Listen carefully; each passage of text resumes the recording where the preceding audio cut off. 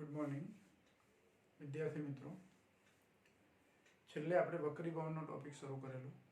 વક્રીભવન કોને કહેવાય, વક્રીભવનના નિયમો, એમાં એક અગત્યનો નિયમ હતો સ્નેલનો નિયમ. એ આપણે સમજેલા કે કોઈ પારદર્શક સપાટી હોય, એ પારદર્શક સપાટી પર એક માધ્યમમાંથી આવતું કિરણ બીજા પારદર્શક માધ્યમમાં દાખલ થાય તો એનું વક્રીભવન થાય. અને કેવી રીતે વક્રીભવન થાય, ઘટમાંથી પાત્રામાં જાય તો કઈ તરફ વાંકું વળે, પાતળા માધ્યમમાંથી ઘટ માધ્યમમાં જાય તો કઈ તરફ વાંકું વળે, સ્નેલના નિયમના તારણો આપણે શીખેલા. અને છેલ્લે આપણે લેટરલ શિફ્ટની થોડીક ચર્ચા કરેલી. પણ આજે આપણે શું કરીશું, લેટરલ શિફ્ટનું સૂત્ર તૈયાર કરીશું. આમ તો બુકમાં આપણને ખાલી લેટરલ શિફ્ટની થોડી ચર્ચા કરેલી, પણ આ સૂત્ર છે તમારે જે ડબલ કે નીટ માટે કોઈ પ્રશ્ન ગણવાનો હોય લેટરલ શિફ્ટનો તો એમાં કામ લાગે એવું સૂત્ર. બરાબર, એટલે અગત્યનો પ્રશ્ન છે. હવે લેટરલ શિફ્ટ કોને કહેવાય આપણે સમજેલા. પહેલા તો જો આકૃતિ આપણે સમજી લઈએ. આ એક લંબચોરસ આપણે બતાવ્યો છે, એનું નામ આપી દઈએ A B C D. વાસ્તવમાં સ્લેબની એક સપાટી છે, પારદર્શક માધ્યમ છે કોઈ. હવે આ જે માધ્યમ છે એનો વક્રીભવનાંક મેં N2 લખ્યો છે, અને આ બહાર હવાનું માધ્યમ છે એનો વક્રીભવનાંક N1. એક હવા છે અને એક કાચ છે એવું સમજી લો. બરાબર. આ કાચની જે સપાટી છે એ કાચની જાડાઈ કે જેમાં કિરણ અહીંથી દાખલ થવાનું, બીજી બાજુ બહાર નીકળવાનું, કેટલું અંતર એને, તો આ બાજુ સીધું અંતર એને T જેટલું કાપવાનું છે.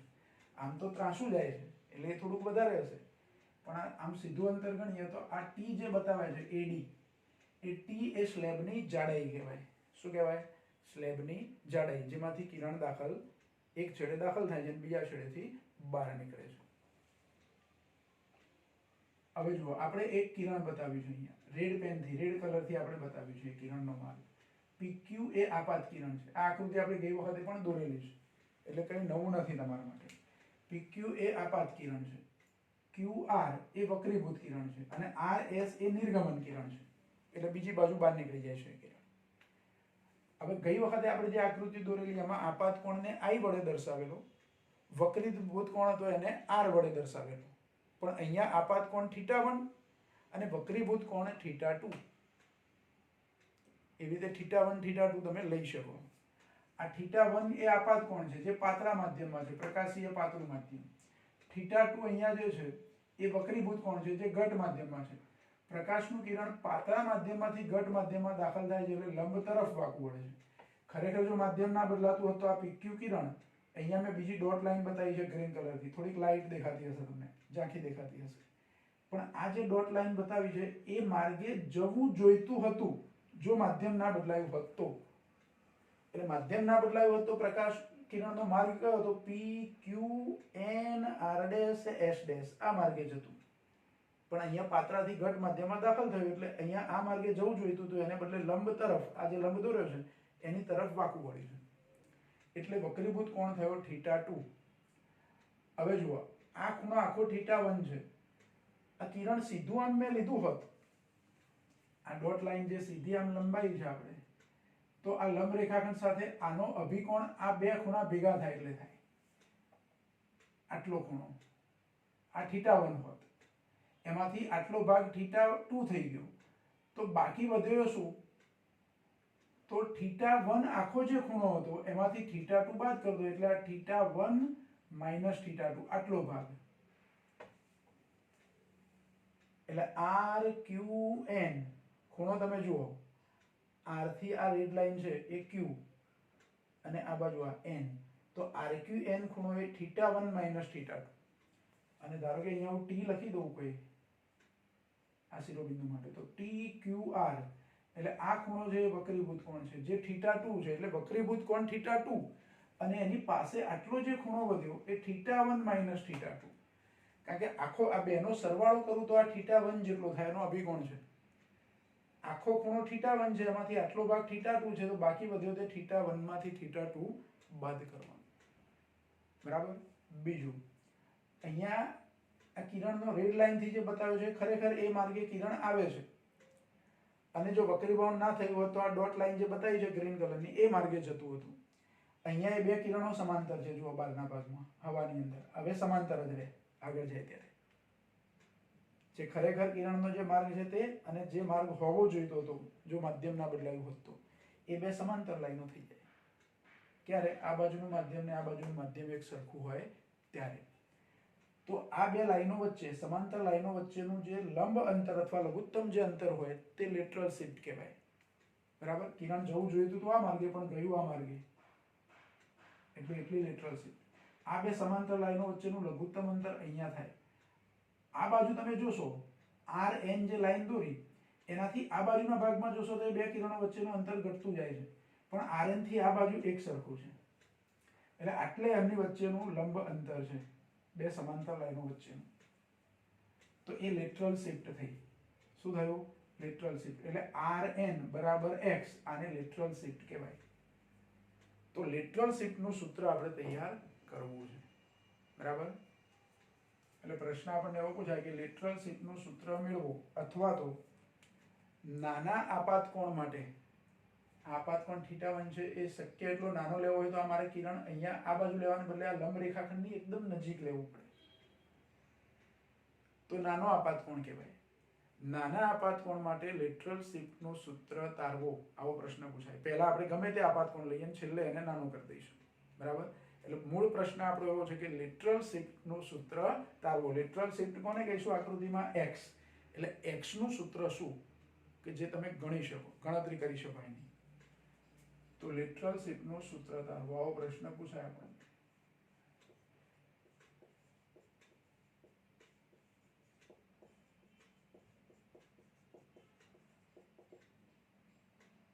આપણો પ્રશ્ન છે.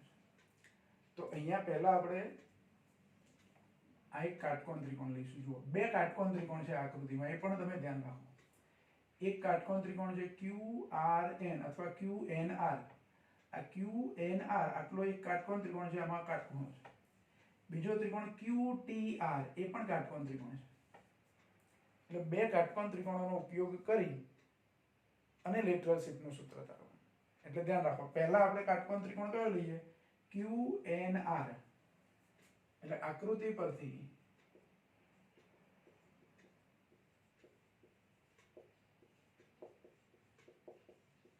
કાટકોણ ત્રિકોણ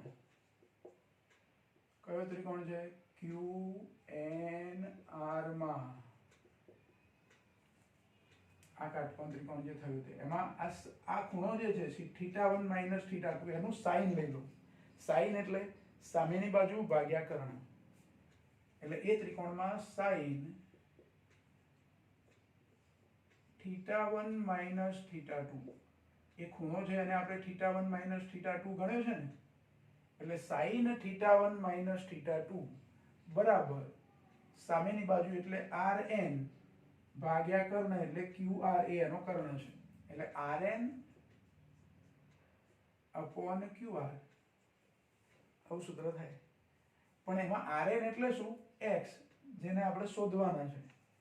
એટલે સૂત્ર આવું થાય, sin θ1 - θ2 બરાબર x upon QR. હું x ને કરતા બનાવી દઉં, કારણ કે x નું સૂત્ર આપણે મેળવવું છે ને. x ને કરતા બનાવી દઉં તો QR into sin આવે, એટલે QR sin θ1 - θ2. આને હું પરિણામ નંબર 1 કહી દઉં. આ જે સૂત્ર મળ્યું એને નંબર 1 આપી દઈએ. હવે બીજો ત્રિકોણ લઈએ. બીજો કાટકોણ ત્રિકોણ કયો? તો QTR. આપણે જે નામ આપ્યા છે એ પ્રમાણે શિરોબિંદુ. તો હવે કાટકોણ ત્રિકોણ, ફરીથી કાટકોણ ત્રિકોણ QTR માં આ ખૂણો θ2 છે એનું cos લઈ લો. sin નહીં પણ શું લઈએ? cos. તો cos θ2 બરાબર શું થાય? cos θ2 શું થાય? તો cos વિધેયમાં પાસેની બાજુ ભાગ્યા કર્ણ. cos માં શું આવે? પાસેની બાજુ ભાગ્યા કર્ણ. તમે આ ત્રિકોણમાં જોશો, કાટકોણ ત્રિકોણમાં, તો આ ખૂણો θ2 છે એની પાસેની બાજુ એટલે QT, અને QT એટલે AD જેટલું થાય, જે એની જાડાઈ કહેવાય સ્લેબની. એટલે પહેલા હું લખું છું QT.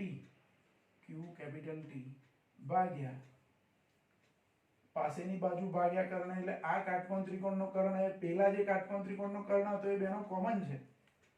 બંને કાટકોણ ત્રિકોણો એવા છે કે બેનો કર્ણ એક જ છે. કયો? QR. એટલે અહીંયા QT upon QR આવશે.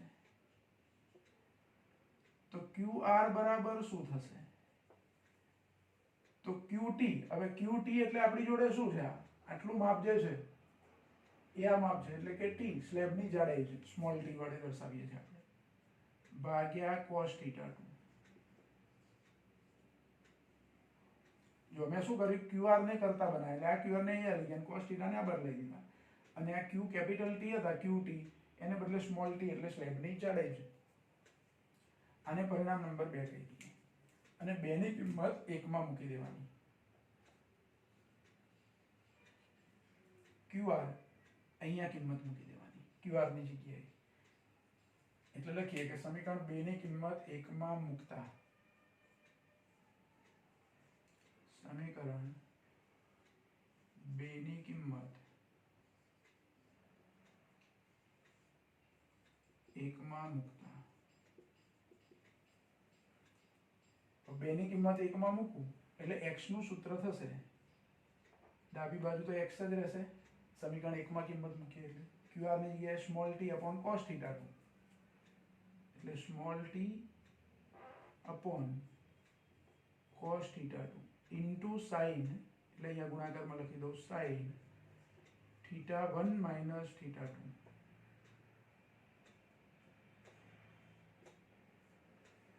આ સૂત્ર થયું.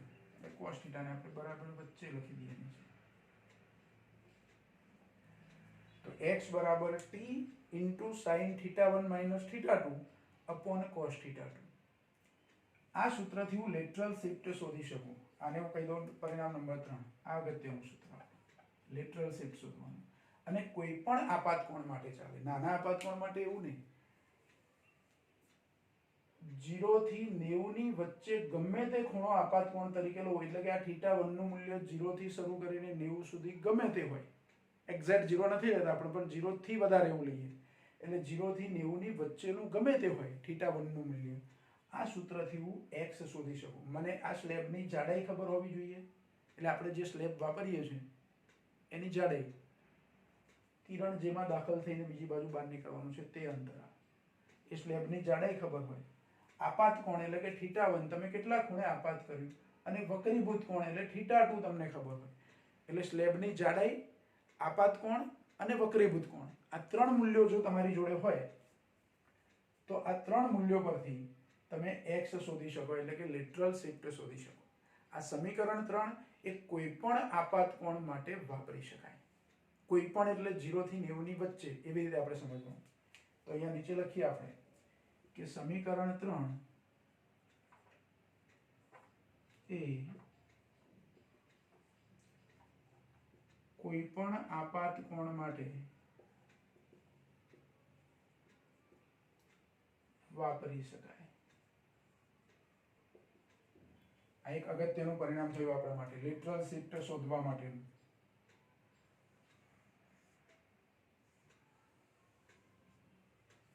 બરાબર. હવે જો આપાત કોણ નાનો હોય તો, એટલે કે આ લંબ રેખાખંડથી બહુ દૂર ના હોય, બહુ મોટો ના હોય આપાત કોણ. આપાત કોણ કેવો, 1 ડિગ્રી અથવા 1 ડિગ્રી કરતા ઓછો, અથવા 1 ડિગ્રીથી સહેજ વધારે, 2 કે 3 ડિગ્રી સુધીનો. બરાબર. એટલે નાનો આપાત કોણ, 1 ડિગ્રી કે 2 ડિગ્રી, અથવા મિનિટમાં લો કે 1 મિનિટ, 2 મિનિટ, 3 મિનિટ, 1 ડિગ્રી એટલે 60 મિનિટ થાય. બરાબર. એટલે મિનિટમાં હોય, અથવા ડિગ્રી હોય તો પણ 2 ડિગ્રી કે 1 ડિગ્રીની વચ્ચે, કે 2 કે 3 ડિગ્રીની વચ્ચે, 3 ડિગ્રીથી વધારે નથી જતા આપણે.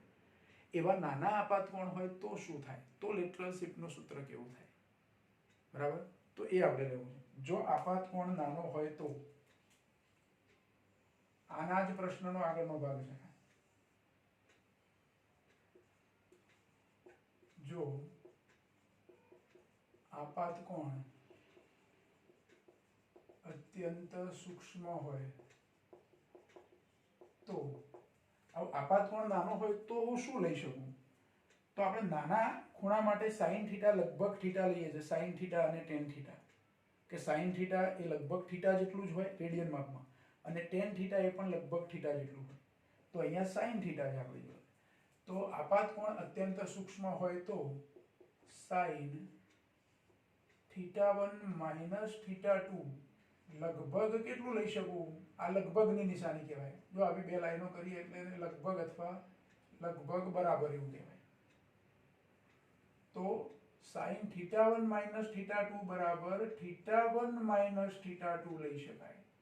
તથા આ તો લઈ જ શકાય. અને cos θ બરાબર શું લેવાય? એટલે કે cos θ2 એ લગભગ 1 થઈ જાય. જો નાના આપાત કોણ માટે, નાના ખૂણાઓ માટે sin θ લગભગ θ જેટલું થાય અને cos θ કેટલું થાય? તો ખૂણો 0 ની નજીક કહેવાય. 0 તો એક્ઝેક્ટ નહીં પણ 0 ની નજીક. ધારો કે 1 મિનિટ લઉં કે 1 ડિગ્રી લઉં તો cos 1 ડિગ્રી અથવા 1 ડિગ્રી કરતા ઓછું એવા cos વિધેય માટે એની કિંમત 1 થાય. cos 0 એટલે 1 થાય. cos 0 કેટલા થાય? 1. અને 0 ની નજીકનો ખૂણો હોય તો 1 ની નજીક. ધારો કે 0.99, 0.99 95, 0.99 90 એને લગભગ 1 કહી શકું. કયા વિધેય માટે? cos વિધેય માટે. ખાસ યાદ રાખો. નાના ખૂણાઓ હોય ત્યાં sin θ અને tan θ બંને લગભગ θ જેટલા લઈ શકાય. એટલે આ sin θ1 માઇનસ θ2 છે ત્યાંથી મારે sin ખાલી કાઢી નાખવાનું. એટલે θ1 માઇનસ θ2. એકલું sin θ હોય તો એકલું θ. એટલે tan માટે એવું લેવાય. પણ અહીંયા tan વિધેય આપણી જોડે નથી.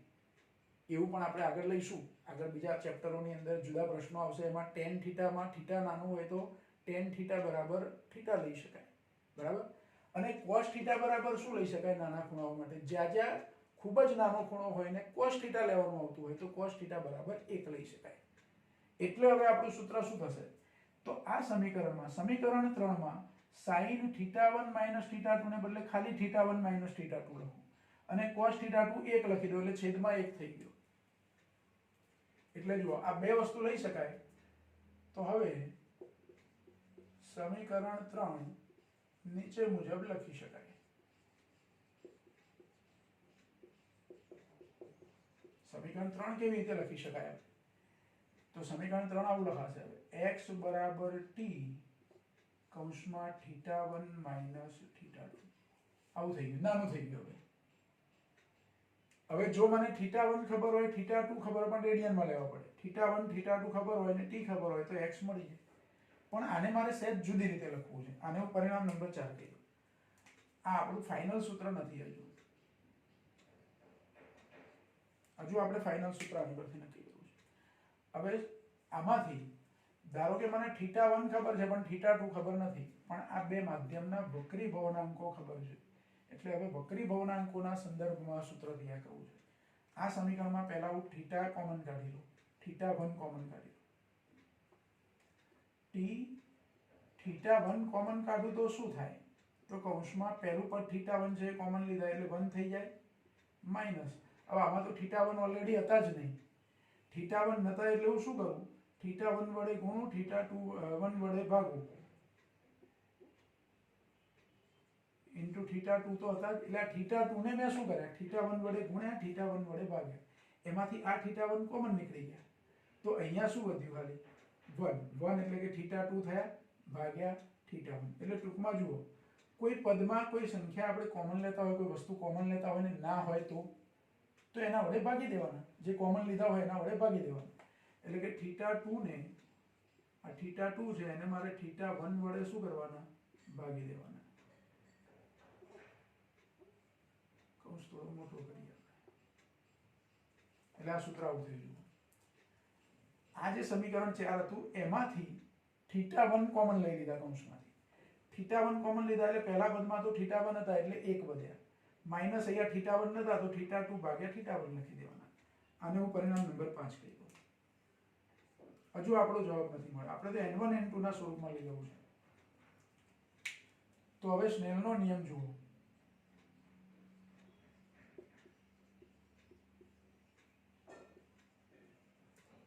સ્નેલનો નિયમ શું છે?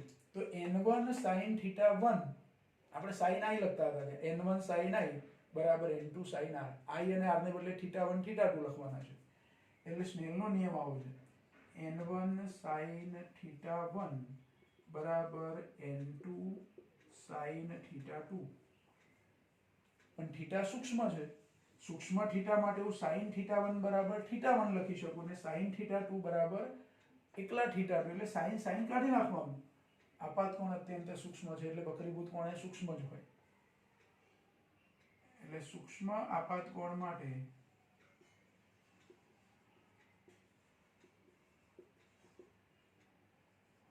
n1 θ1 બરાબર n2 θ2 માટે અહીંયા θ2 θ1 છે તો મારે θ2 θ1 લખવું હોય તો આ θ1 ની છેદમાં લઈ લીધા એટલે θ2 θ1 થઈ ગયું તો n2 છેદમાં જાય એટલે કે n1 n2 થાય. આ જે પરિણામ મળી અને નંબર આપી દઉં 6 અને 6 ની કિંમત મૂકી દેવાની 5 માં. એટલે નાના આપાત કોણ માટે લેટરલ શિફ્ટનું સૂત્ર તૈયાર થઈ જાય. એટલે અહીંયા લખીએ આપણે કે 6 ની કિંમત સમીકરણ 6 ની કિંમત 5 માં મૂકતા સમીકરણ 5 માં મૂકતા તો x નું સૂત્ર શું થશે? તો x બરાબર t θ1 તો ખરા જ કૌંસમાં 1 માઇનસ n1 અપોન n2 આવું સૂત્ર થયું. એટલે ટૂંકમાં θ2 અપોન θ1 ની જગ્યાએ આપણે શું લખી દીધું? n1 અપોન n2 લખી દીધું. બરાબર? તો આ આપણું ફાઇનલ રિઝલ્ટ થઈ ગયું. અને આ સમીકરણ માત્ર નાના આપાત કોણ માટે જ વાપરી શકાય. બરાબર? કેવા આપાત કોણ માટે વાપરી શકાય? નાના આપાત કોણ માટે. એટલે બાજુમાં લખીએ આપણે કે અહીં સમીકરણ 7 એ માત્ર નાના આપાત કોણ માટે જ વાપરી શકાય.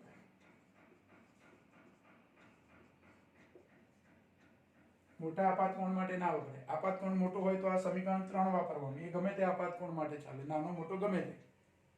એટલે આ વ્યાપક કહેવાય. આ સૂત્ર સહેલું પડે આપણને પણ માત્ર નાના આપાત કોણ માટે વાપરી શકાય. મોટા આપાત કોણ માટે વાપરી શકાય નહીં. બરાબર? તો આ બે સૂત્રો આપણા થયા. બરાબર? આ બહુ જ અગત્યનો પ્રશ્ન. જો બુકમાં નથી આપ્યો આખી ગણતરી કરીને લેટરલ શિફ્ટ સમજાવ્યું છે ખરું પણ સૂત્ર તારવીને આપ્યું નથી. પણ અહીંયા સૂત્ર તારવીએ છે અને સૂત્રમાં તમને ખબર પડે તો આના આધારે તમે દાખલા સોલ્વ કરી શકો, MCQ સોલ્વ કરી શકો. બહુ જ અગત્યનો પ્રશ્ન. એટલે આ સમીકરણ યાદ રાખવાનું ગમે તે આપાત કોણ માટે, અને આ સમીકરણ માત્ર નાના આપાત કોણ માટે વાપરી શકાય. આને લગતા દાખલા પણ આપણે ગણીશું. બુકમાં ભલે નથી આપ્યા પણ તમારે MCQ વધારાના સોલ્વ કરવા હોય એમાં ચાલે. જે ડબલ નીટમાં એવા પ્રશ્નો પૂછાય તો એના માટે ચાલે. બરાબર? એટલે એ રીતે અગત્યનો ટોપિક લેટરલ શિફ્ટનું સૂત્ર તારવો એવો પ્રશ્ન છે. તો આ પ્રશ્ન બરાબર સમજી લો. બરાબર? અને એ સૂત્રોનો ઉપયોગ થાય એવા દાખલા પછી આપણે ગણીશું. બરાબર?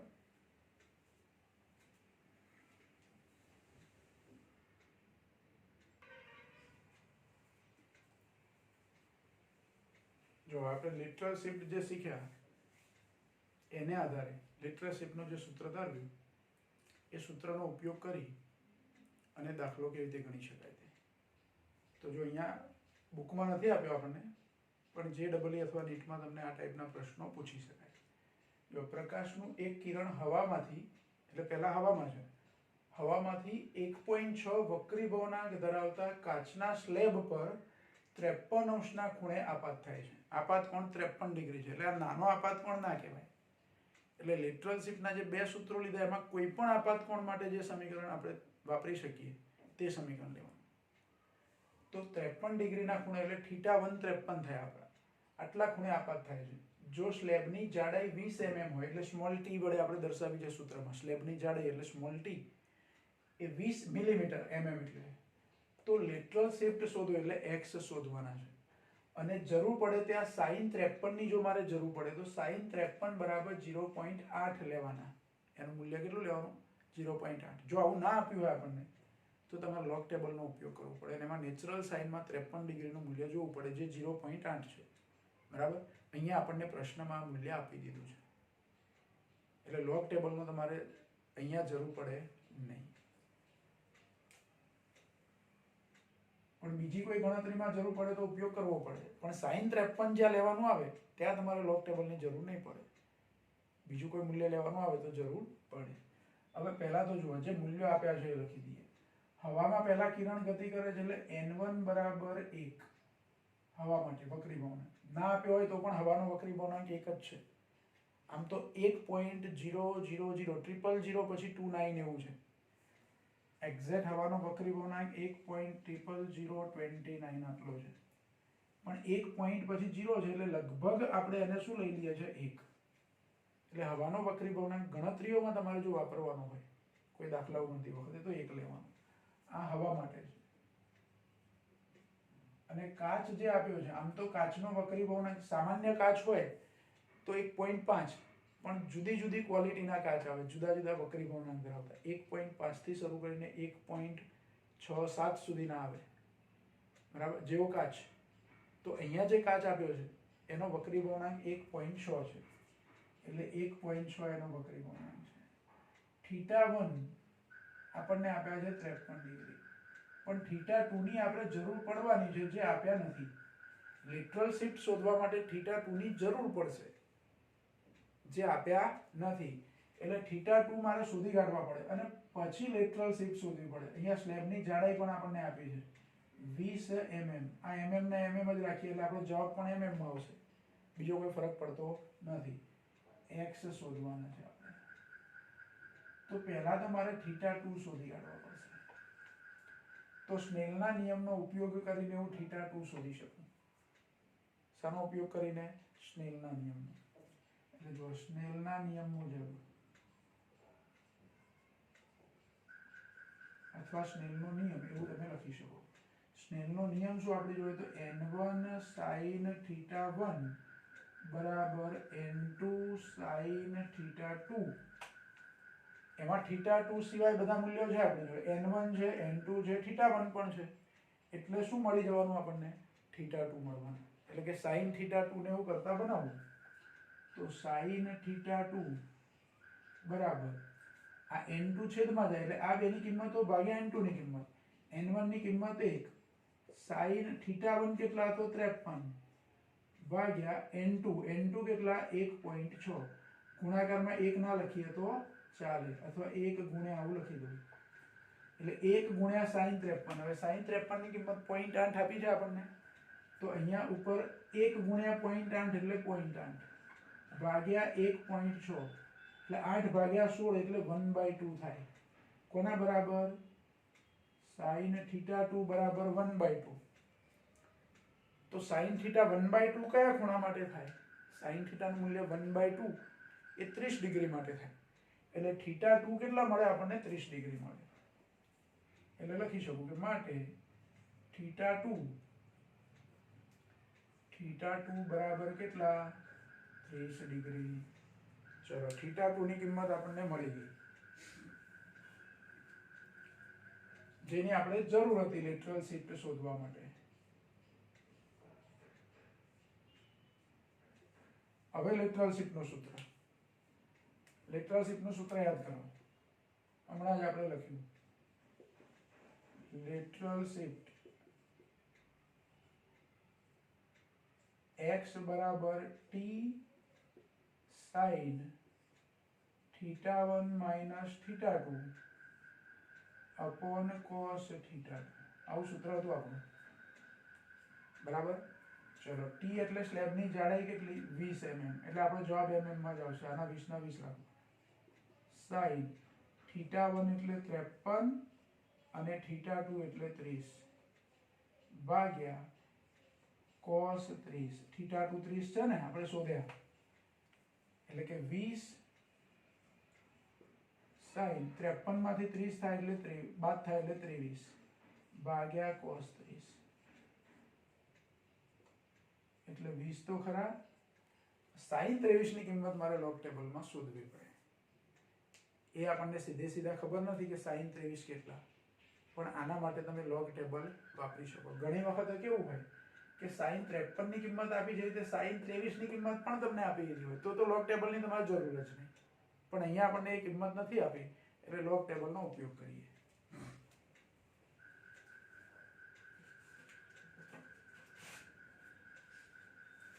લોગ ટેબલની અંદર નેચરલ સાઇન જોવાના.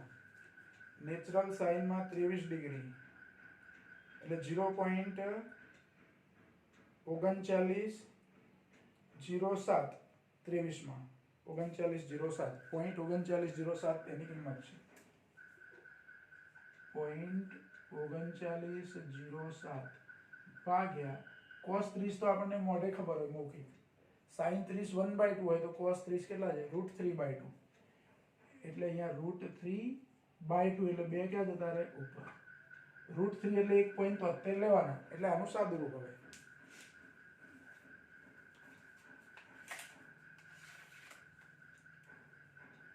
20 ગુણ્યા 0.3907 ગુણ્યા 2 અને ભાગ્યા 1.73. √3 એટલે 1.73 લઈએ એટલે 9.0 સમથિંગ મળે એટલે 9 ગણાય આશરે. √3 ની એક્ઝેક્ટ કિંમત લઈએ આપણે જો 20 ગુણ્યા 0.3907 ગુણ્યા 2 અને ભાગ્યા √3 ની કિંમત 1.73 પછી 2 આવે જ પાછા એટલે 9.02 એવું મળે છે એટલે આશરે 9 કહી શકું. આ જવાબ આશરે કેટલો થશે 9 mm એટલે x બરાબર 9 mm. કેમ mm મેં લખ્યું મિલીમીટર તો જાડાઈ જે મિલીમીટરમાં આપી છે 20 mm એટલે 2 સેન્ટીમીટર થઈ તો આ 0.9 સેન્ટીમીટર થાય બરાબર. 10 ભાગી દેવાના mm ના સેન્ટીમીટર પણ આપણે mm નું mm જ રાખીએ. 20 mm સ્લેબની જાડાઈ હતી તો એ સ્લેબમાં 53 ડિગ્રીના ખૂણે કોઈ કિરણ આપાત થાય તો લેટરલ શિફ્ટ કેટલી થાય 9 mm. હવે આ જ પ્રશ્નમાં અહીંયા મૂલ્ય બદલીને તમને પૂછી શકાય પણ સૂત્ર તો આ રીતે જ વાપરવું પડે. તમને એકલા θ1 આપ્યા હોય તો θ2 શોધવા પડે સ્નેલના નિયમ પરથી. અહીં તો સ્નેલના નિયમમાં આપણને sin 53 ની કિંમત 0.8 અને વક્રી ભાવનાંક 1.6 એવું આપ્યું એટલે 1/2 થઈ ગયું ડાયરેક્ટ. ધારો કે આ જવાબ 1/2 ના મળ્યો હોત ને કંઈક જુદો મળ્યો હોત કે જે ખૂણાનું મૂલ્ય આપણે જાણતા નથી એને અનુરૂપ કિંમત હોત તો નેચરલ સાઇન એમાંથી તમારે આને અનુરૂપ ખૂણો શોધી કાઢવાનો. એ ખૂણો આવે એની કિંમત θ2 ની જગ્યાએ મૂકો, θ1 તમને આપ્યા હોય સાદુરૂપ આપો, જરૂર પડે ત્યાં લોગ ટેબલનો ઉપયોગ કરો. બરાબર. એવી રીતે પ્રશ્ન આપણને પૂછી શકાય. પછી ખૂબ જ નાનો આપાત કોણ હોય તો ધારો કે θ1 આ જ પ્રશ્ન છે પણ આપાત કોણ છે એ 53 ને બદલે ધારો કે 30 મિનિટ આપ્યો છે મિનિટમાં એટલે કે 0.5 ડિગ્રી આપ્યો છે તો પેલું નાના આપાત કોણ વાળું સૂત્ર હું વાપરી શકું. જો આ જ પ્રશ્ન છે પણ મારે 53 ને બદલે શું લખી દેવું છે કે સ્લેબ પર 53 ના ખૂણે કિરણ આપાત થાય છે એને બદલે 0.5 ડિગ્રીના ખૂણે આપાત થાય છે એટલે θ1 જો આ પણ વધારાનો જ પ્રશ્ન આના જેવો પણ θ1 હું 53 ડિગ્રી લીધા છે. ફરી ધ્યાન રાખો θ1 53 લીધા છે એને બદલે 0.5 ડિગ્રી લો તો θ1 બરાબર 0.5 ડિગ્રી આટલું આપ્યું છે. પછી n1 n2 તો એના જ છે. n1 બરાબર 1 n2 બરાબર 1.6 t બરાબર સ્લેબની જાડાઈ 20 mm આ બધું એનું જ લઈ આપણે અને મારે x શોધી કાઢવા છે તો લેટરલ શિફ્ટનું આ સૂત્ર નહીં વાપરીએ. હવે કયું સૂત્ર વાપરીશું તો t θ1 કૌંસમાં 1 - n1/n2 એ સૂત્ર વાપરીશું. એટલે આમાં θ2 ની આપણે જરૂર પડતી નથી એટલે આ સ્નેલના નિયમની ગણતરી કરીને θ2 શોધ્યા તે નહીં જરૂર. પણ આ θ1 જે ડિગ્રીમાં આપ્યા છે એને રેડિયનમાં ફેરવવા પડે અને ડિગ્રીને રેડિયનમાં ફેરવવાના હોય તો આપણને ખબર છે કે 1 ડિગ્રી હોય તો π/180 રેડિયન થાય એટલે ખાલી θને મારે શું કરવાના આ θ1 બરાબર જે 0.5 ડિગ્રી આપ્યા છે એને રેડિયનમાં ફેરવવાના તો 0.5 ગુણ્યા π/180 કરી દો એટલે એ શું થઈ જાય રેડિયન. બરાબર. એટલે 0.5 ગુણ્યા π એટલે 3.14 લેવાના ભાગ્યા 180 એટલે આ θ1 મને રેડિયનમાં મળી જાય અને પછી લેટરલ શિફ્ટનું સૂત્ર વાપરવાનું.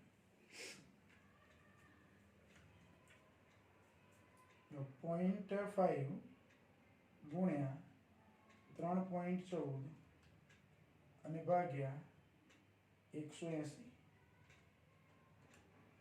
એટલે 8.72 ગુણ્યા 10⁻³ આવું મળે છે.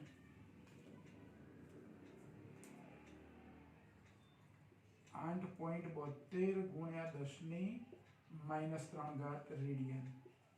જો θ1 રેડિયનમાં મળી ગયા.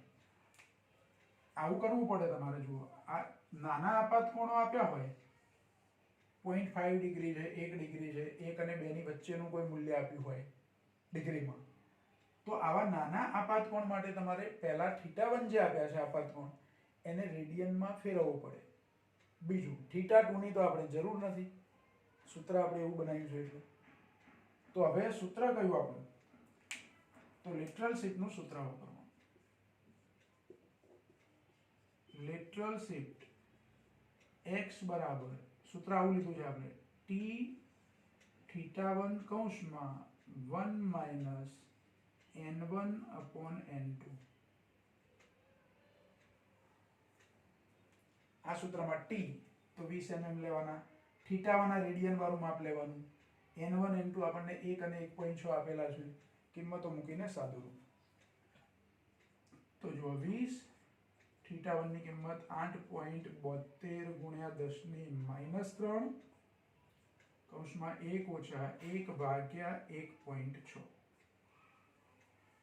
જો આને હું લસા લઈને પણ લખી શક્યો હોત, 1 - n1/n2 એટલે n2 લસા લો તો n2 - n1/n2 આવું લખી શકાય, બરાબર? અથવા આ રીતે રાખો તો એ ચાલે. ચલો પહેલા 1/1.6 કરીએ. એટલે 0.625 આવે છે, એટલે 1 માંથી 0.625 મારે બાદ કરવાના. આપણે સ્ટેપ બાય સ્ટેપ લખીએ કે x બરાબર 20 ગુણ્યા 8.72 ગુણ્યા 10⁻³ કૌંસમાં 1 - 0.625. 1 માંથી 0.625 બાદ કરવાના, આ બેનો ગુણાકાર કરવાનો, સાદુરૂપ. જો પહેલા 1 - 0.625 એટલે એનો જે જવાબ આવ્યો એ આ બેના જોડે ગુણાકાર, એટલે ગુણ્યા 20 ગુણ્યા 8.72 ઇક્વલ ટુ 65.4 એવો જવાબ આવે છે, 65.4. અને ગુણાકારમાં 10⁻³ તો ખરી, 65.4 ગુણ્યા 10⁻³ -3 એટલે 0.0654. અને એકમ કયો? તો અહીંયા t કયા એકમમાં લખ્યા છે આપણે? mm માં. તો આ શામાં આવશે? mm માં આવશે. x બરાબર 0.0654 મિલીમીટર. આટલી શું થશે? લેટરલ શિફ્ટ થશે. જો આ મૂલ્ય બહુ નાનું મળ્યું આપણને, કેમ કે આપાતકોણ ઘણો નાનો હતો.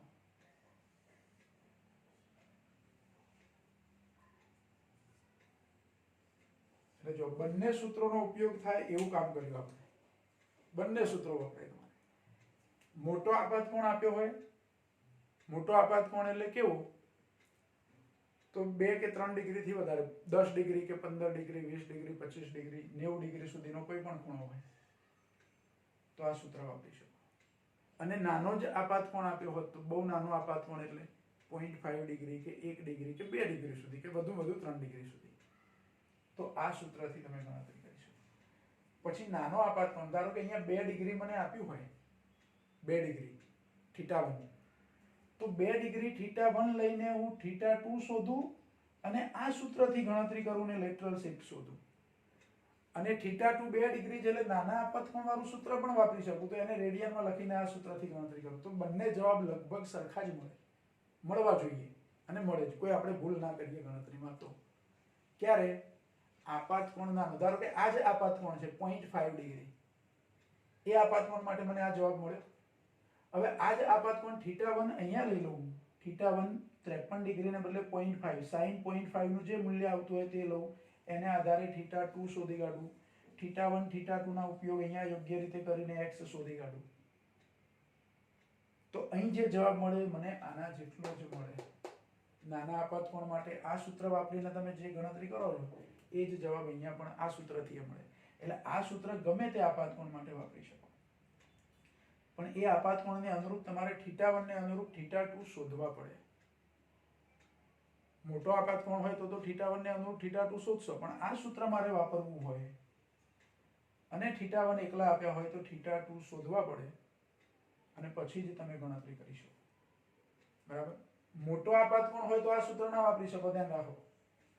હું 53 ડિગ્રી માટે અહીંયા 53 ડિગ્રીને રેડિયનમાં ફેરવું, θ2 શોધ્યા વગર આ સૂત્રથી ગણતરી કરું તો જવાબ મને 9 mm ના જ મળે. એ રીતે ના વાપરી શકાય. બરાબર. એટલે આ બે અલગ અલગ સૂત્રો લેટરલ શીટના, ગમે તે આપાત કોણ માટેનું, નાના આપાત કોણ માટેનું, બંને માટેના એક એક દાખલા આપણે ગણ્યા.